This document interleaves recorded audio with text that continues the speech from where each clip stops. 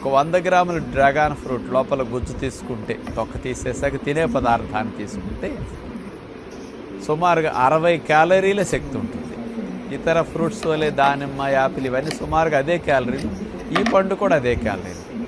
కాకపోతే సైజ్ అట్లా ఉంటుంది కానండి, క్యాలరీస్ అంత ఎక్కువ కాదు, ఇబ్బందులు ఎవరైనా వాడుకోవచ్చు. ఇందులో కార్బోహైడ్రేట్స్ ఓన్లీ 13% మాత్రమే ఉంటాయి పిండి పదార్థాలు. ఫైబర్ మాత్రం 3 గ్రామ్స్ ఫైబర్ ఉంది. కొవ్వులు అసలు ఉండవు, 0.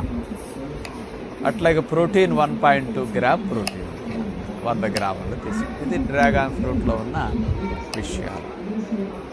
ఇక ఇందులో మెయిన్గా చెప్పుకోదగ్గది ఏంటంటే మినరల్స్ బాగా ఉంటాయి.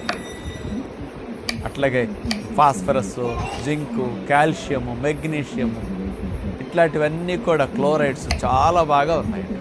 ఇవన్నీ సమృద్ధిగా బాగా